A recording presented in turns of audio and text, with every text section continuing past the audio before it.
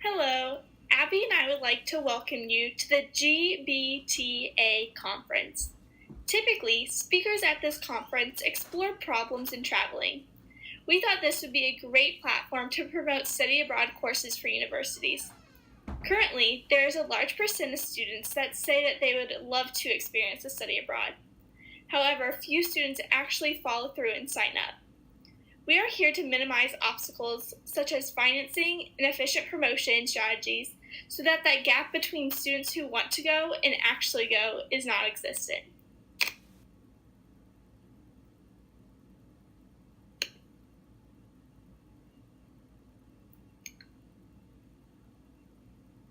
So, a short overview of what this conference proposal is going to be like. We really know that study abroad programs offer so much for students. They offer learning opportunities and personal growth through experiencing new cultures. These learning opportunities happen both inside the classroom and outside the classroom. For all courses that study abroad are a part of, the course has a list of course objectives that it has to complete. In these course objectives, it's a requirement that the students learn and experience these main key points so that the students are actually learning and not just taking a field trip. But personal growth happens a lot throughout the course of this class. In preparation for the study abroad, the student learns how to successfully pack and plan for a trip where they go abroad and go by themselves but with a group, and so that they get to learn a lot about that, as well as they get to meet a lot of people along the way. While we were abroad, we got to meet Matteo and Andreas. Both of these men were native to Italy, and they were able to talk with us and allow us to explore parts of their lives so that we could learn more. We talked with them about their experiences in living in Italy and how their economy affected them, as well as many other aspects of their lives. We also got the opportunity to meet people from all across the United States. We met people from Oklahoma, Florida, and we had the opportunity to meet a group of Texas students who were on our cruise ship as well. Through our conversations with the Texas, Oklahoma, and Florida students, we were able to learn about their experiences. So we spoke with them about how it's like at their hometown or their state, and we talked about how their courses interacted with the trip as well. So we shared with them that ours was a course that was based on exploring educational culture, but we learned that not all the other students were discovering these same course objectives. We also got the opportunity to try a lot of new food and walk the streets of new towns and experience the everyday life of people in different cities and different cultures. As well as, or throughout the rest of this, we'll also be talking about the different target markets, both students and parents. We know that a lot of the time students don't pay 100% of the tuition that goes into a study abroad. So it's really important that we talk to the parents who help finance this opportunity for the students. We know that even if a student is 100%, they already want to sign up. If they don't have the financial means to go on this trip, it's not happening. So it's really important that we get parents on board so that if they are willing to help finance the trip, they are on board and really able to do that. As well as there are certain steps to make sure that we actually see more enrollment in this type of program. So we're going to talk about digital marketing techniques such as Instagram and websites, ambassador programs, and positive personal testimonies. These three measurable learning objectives really increase the likelihood that more students will be able to go on these trips in the future. So first, let's talk about websites. Websites offer a general hub of all information. So having a website for study abroad programs in general is amazing, but having one for each individual study abroad might be a little too much. So we really want to have a website that's conducive to answering questions. That's the main thing that we want to remember when we make a website, that it's not there just to offer information, but information that's going to help the viewers. So we're going to want to have a home page, a professor's page, a recruitment page, a photo album page, financing page, blog, and contact information page.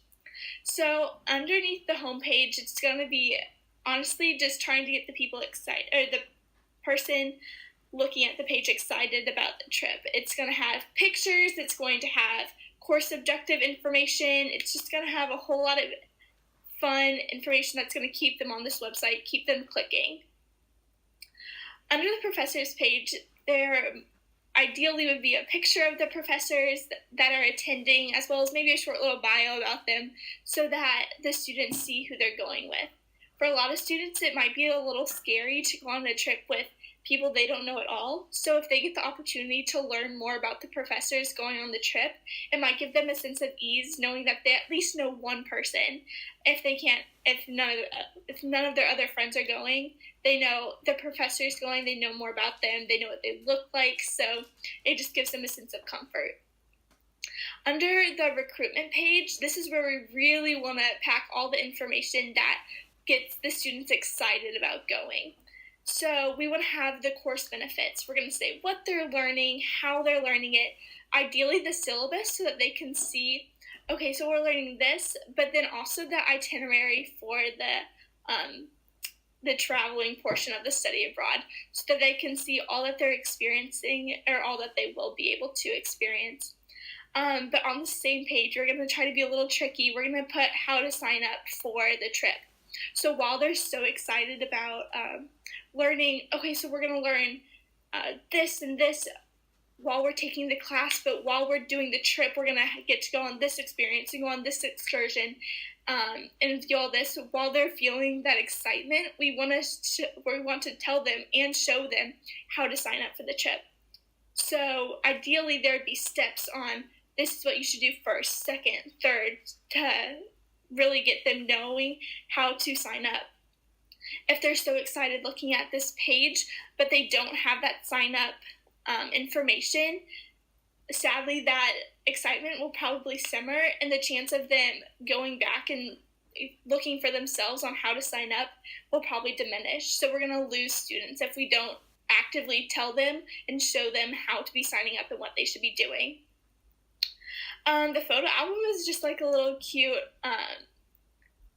way for the students and potentially the parents, if they're looking at the website too, to see what the study abroads have been like in the past and how the students have felt and what they got to experience. It's just another way to build excitement for not only the students but the parents so that they feel comfort in, okay, all these students have gone in the past, they've had a blast, it's been a great time, it was worth their money, they loved it, so we want to do that too. The financing page is really important. So a lot of people's drawbacks for going on a study abroad is the expense of it all. We really want to say on this financing page a breakdown of the costs. So we want them to see that however much is the amount of taking the course. And we really want to stress that they're getting course credit out of this. We don't want them to think that this blanket number of how much it cost is just going on the trip. We want them to know that this is also the cost of the class and going on to the going on in general. The blog portion of this website is really beneficial in showing future students and parents that are looking at the website how the students of the past study abroads really felt and what their experiences were like. Ideally, this blog portion would be set up where individual students could share something that they were really nervous about before, whether it was packing the right things or traveling on a plane or going to a different country. It would just really highlight their initial nerves and what they were nervous about. But most importantly, the blog would say how they felt about after. So it would be like, wow, I was so nervous about this, but then while I was over there, I got to experience this and this and this, and it like changed their lives and how much they loved it, so that when a student goes back and is now looking at this blog post, they might be having these same nervous feelings about a part of the trip. But they could see that while this other person was nervous too, they were able to overcome those nerves and have the trip of their lifetime and really love and experience all that trip had to offer. So this having this blog portion really is just another way to recruit potential new students and calm the nerves of parents, because it pushes those nerves down that the students have and just again makes them excited to go on this trip. Finally, there would be a contact information page so that the students would have a way to quickly and easily get a hold of either the school or the professors so that they can ask those questions that they are having before they forget them, and so that they can get an accurate and correct answer through the right source.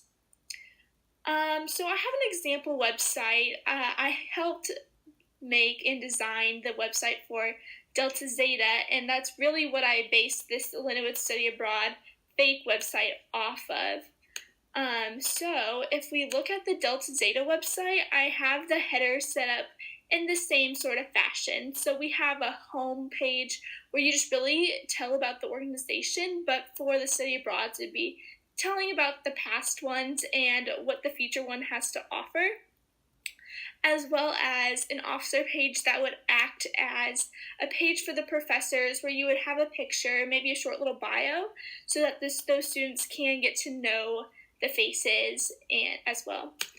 Again, this little recruitment page would just be really getting them really excited and how to sign up. And then, of course, the photo albums that show them past experiences, just really gets them hyped up, as well as we would tag the Instagram that I will talk about next so that they can see even more pictures. And instead of this about, it would be the financing page. The blog page would be set up like this so each student could have their own. And then finally, the contact page would just give all the information needed so that they can place that question to the right person, and so that they would be able to get that answer right away. So next we have our Instagram digital marketing technique. This is such a huge platform to college students in general, so being able to put those advertisements right on their phone directly to them is so beneficial to making sure that as many people see these options and opportunities as possible. The more people who see it are the more people who think about it, and the more people who think about it are the more people who are potentially able to sign up. So it's really important that we are giving these students the information that they need on their phones, places that they're holding right away. So the best part about Instagram is it has so many tools that enable marketing to work for companies and for our study abroad program. So the first one is a highlight reel. If you're not familiar with this, it's instead of the everyday wall post, they're short little story-like reels that stay on the page forever. But really offer a lot of little cool things that we can do with them. So the first one is a takeover. Ideally, for the takeovers, once a day during the trip, a different student who is on the trip would be in charge of recording / documenting what they did that day in order to really make people who go back and look at this highlight reel excited. So they would be able to see like, oh, yeah, they went to Italy, but they did this and this and this day. Like, John talked about this, and Susie Lou talked about this the next day, and Mary Jane talked about this the next day, just giving them their experiences that are going on as they're happening, so that other people can see it and get excited. As well as there's an opportunity for a question and answer highlight reel where the page owner can post, like, if you have any questions, submit them here.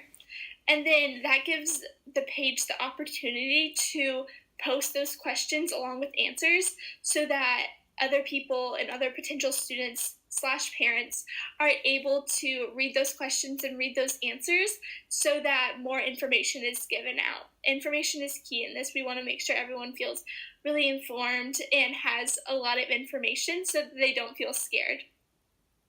Instagram also offers a really neat tool called analytics, and this Instagram tells you a lot of stuff. So it tells you your percent of male to female viewers, which is kind of interesting to see, especially because on our trip it was all female students.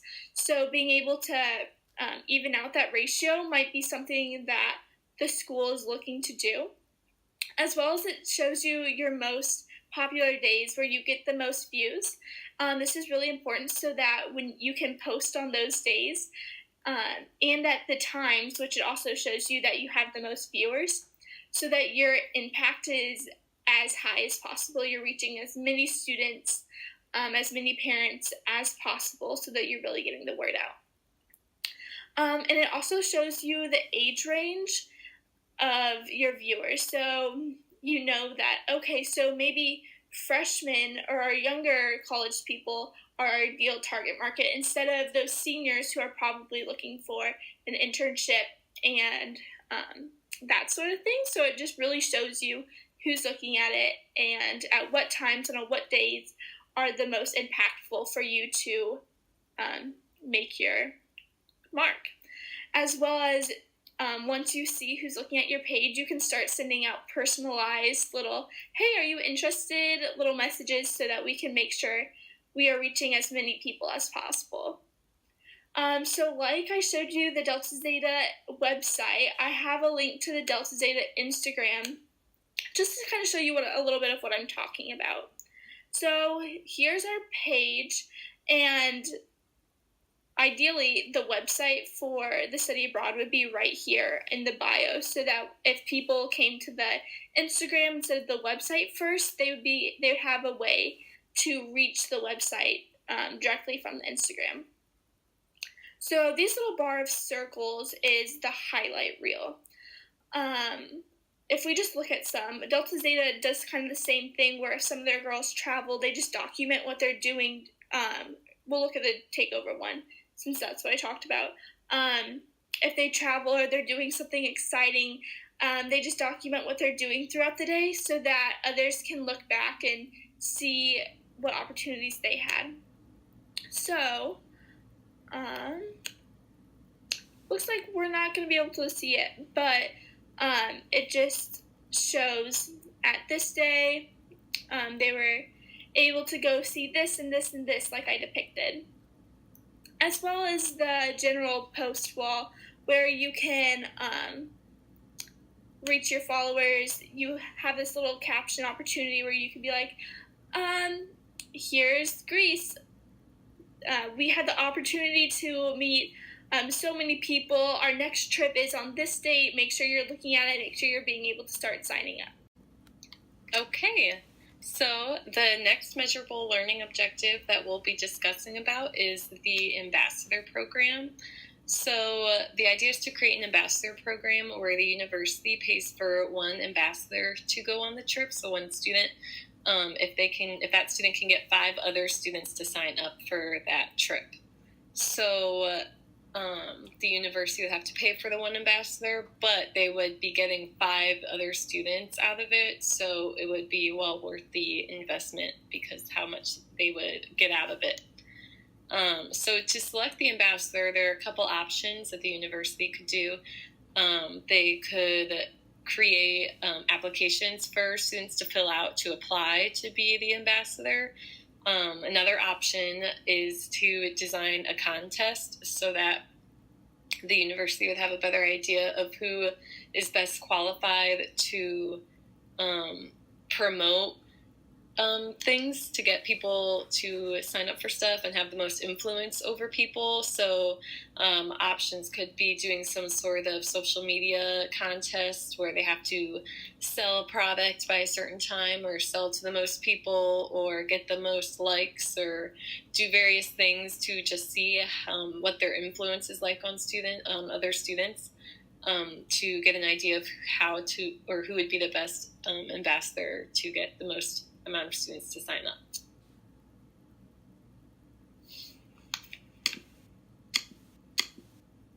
So the benefits to this ambassador program, there are direct and indirect benefits. The direct benefit would obviously be that there'd be 5 more people signed up for the specific trip. So university would make money from that, and it would help improve the trip and make it bigger and better, and that's the direct benefit. The indirect benefit, which there are probably many others that we just don't know about because they're indirect, but one of the indirect benefits would be that you could potentially be getting more students signed up for other study abroad trips through the university as well, due to that one, as well as the one trip, due to the marketing efforts by the ambassador. So I know when I signed up for the trip, or before I signed up for the trip, I heard about this one, but before I committed to this one, I wanted to see what the other study abroad trips looks like as well. And so many people would probably do that and maybe end up signing up for the other ones, but that still benefits the university because they're all university-sponsored study abroad trips. So that would be an indirect benefit, but it would, even though those students wouldn't sign up for that one specific trip, the ambassador would still have to find those 5 students, but it benefits the university because they're still signing up for a different study abroad trip. So the next measurable learning objective is designing a platform to post positive personal testimonies from previous students in a unique way. Personal testimonies can be really valuable for students because it's not coming from a professor. When it comes from a professor or a dean or whoever, it kind of feels like they're trying to sell you something because they want your money, or they have to save their job or whatever. But when it comes from a student, no one thinks that they're just trying to get money out of them. And these personal testimonies aren't just from the ambassador. It's from all those students who have gone on the trip previously. So it just feels like instead of them trying to sell you something, it feels like they're just trying to share their experience, so you have a better understanding. And they can really help answer a lot of questions that many students have. You know, it's hard for professors and presidents to understand what kind of questions students have, but other students understand questions other students have. So the testimonies can really make a big impact. So, but they have to be displayed somewhere because not everyone can hear them word of mouth. So one way of posting these testimonies is having a tab on the website that was discussed earlier, having a tab where all the testimonies are listed out, maybe with some pictures from that personal student's trip as well. But just to have it there so people can see them whenever they want, and so families can see them whenever they want. And then another option would be having a highlight, is what it's called, what that blue dot's called on the Instagram page, on the study abroad page. The highlights allow you to post a series of images all in that one highlight, and people can see them at any time. They never go away unless they're removed from the account owner. And so people could type out their testimonies and screenshot it and post it in that highlight. And so people can see that whenever they want to as well. And since so many of the students are on Instagram, that would be a really easy way for students to see them with very minimal effort, because all they have to do is click on that little dot on the Instagram page. So another idea for sharing personal testimonies is creating a video. So the video would be a collection. It'd be a video from a previous study abroad trip, and it would include short little videos and clips and photos from that previous trip all strung together in one video. And it could have the voiceover of the video be people speaking their personal testimonies, and it'd be throughout the whole video. And so that way, the pictures, the videos, the testimonies would all be in one video.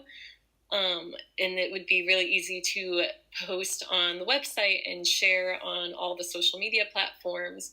And it's just kind of nice because it would just all be in one spot. A lot of information would all be in that one single spot, and it's very visual. And people like seeing all the videos and seeing all the cool places we went while hearing the testimonies. It kind of just completes the puzzle in their brain of what it would look like, because it's all just would be laid out really nice.